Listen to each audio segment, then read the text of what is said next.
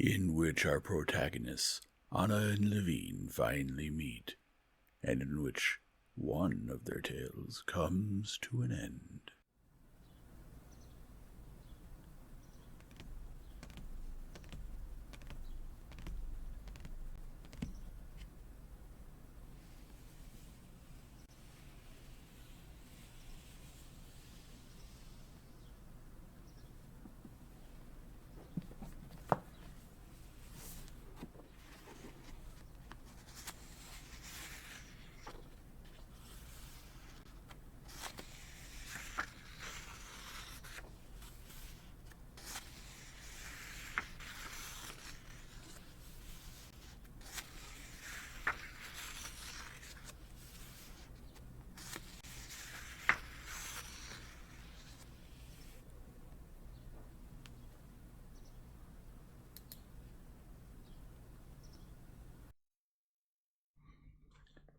Chapter 19. Stepan Arkadyevich was about to leave when Kornei came in and announced, "Sergei Alexeyevich." "Who is Sergei Alexeyevich?" Stepan Arkadyevich was about to ask, but remembered at once. "Ah, Seryozha," he said. "Sergei Alexeyevich. I thought it was the director of some department," and he remembered. Anna did ask me to see him. He recalled the timorous, pitiful expression with which Anna had said, as she let him go, "Anyway, try to see him. Find out in detail where he is and who is with him. And Steve, if it's possible, could it be possible?" Stepan Arkadyevich understood what this, "if it's possible," meant.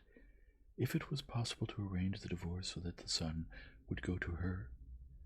Now Stepan Arkadyevich could see that there was no question of that. But anyway, he was glad to see his nephew. Alexey Alexandrovich reminded his brother-in-law that the boy never heard any mention of his mother, and asked him not to say even one word about her.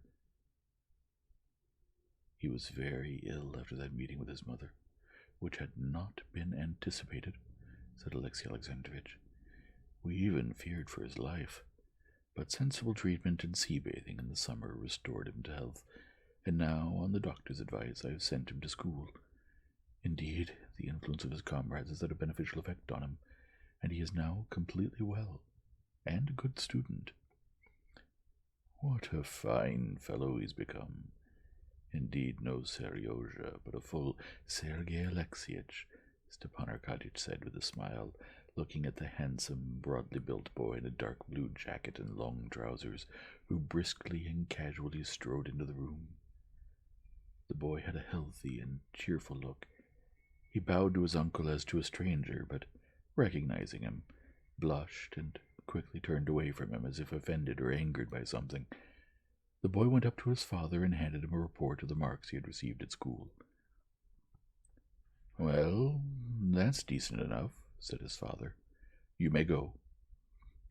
"He's grown thinner and taller, and stopped looking like a child. He's become a real boy." "I like that," said Stepan Arkadyevich. "Do you remember me?" The boy glanced quickly at his father. "Yes, mon uncle," he said, looking at his uncle and then looking down again. His uncle called the boy to him and took him by the hand. "Well, so, how are things?" he said, wishing to start talking and not knowing what to say. The boy blushed and did not answer, but kept pulling his hand cautiously from his uncle's. As soon as Stepan Arkadyevich let go of his hand, the boy, like a released bird, shot a questioning glance at his father, and with quick steps walked out of the room. It was a year since Seryozha had last seen his mother. Since then he had never heard of her again. That same year he was sent to school and came to know and love his comrades. Those dreams and memories of his mother, which, after meeting her, had made him ill, no longer interested him. When they came, he tried to drive them away, considering them shameful and fit only for girls, not for a boy and a comrade. He knew that there had been a quarrel between his father and mother that had separated them, knew that he was to stay with his father, and tried to get used to that thought. Seeing his uncle, who looked like his mother, was unpleasant for him because it called up in him those very memories that he considered shameful. It was the more unpleasant sense, from the few words he had heard while waiting by the door of the study, and especially from the expression on his father's and uncle's faces. He guessed that they must have been talking about his mother, and so as not to judge his father with whom he lived and on whom he depended, and above all not to give in to his sentiments, which he considered so humiliating, Seryozha tried not to look at this uncle who had come to disrupt his tranquillity, and not to think about what he reminded him of. But when Stepan Arkadyych, who followed him out, saw him on the stairs, called him back, and asked him how he spent the time between classes at school, Seryozha, away from his father's presence, got to talking with him. "We've got a railway going now," he said in answer to the question. "It's like this. Two of us sit on a bench. They're the passengers, and one stands up on the same bench, and everybody else gets in harness. You can do it with hands or with belts, and they start moving through all the rooms. The doors are opened ahead of them, and it's very hard to be the conductor." "That's what the one who's standing up?" Stepan Arkadyych asked, smiling. "Yes, he's got to be brave and agile, especially if they stop all of a sudden, or somebody falls down." "Yes, that's no joke," said Stepan Arkadyych, sadly studying those animated eyes, his mother's, no longer those of a child, no longer wholly innocent. And though he had promised Alexey Alexandrovitch not to speak of Anna, he could not help himself. "Do you remember your mother?" he asked suddenly. "No, I don't," Seryozha said quickly, and turning bright red looked down, and the uncle could get nowhere with him any more. The Slav tutor found his charge on the stairway half an hour later, and for a long time could not tell whether he was angry or crying. "You must have fallen and hurt yourself," said the tutor. "I told you it's a dangerous game. The director must be informed." "Even if I did hurt myself, nobody would have noticed. That's for certain." "What's wrong, then?" "Let me be. Don't remember. What business is it of his? Why should I remember?" "Leave me alone," he said, not to the tutor now, but to the whole world.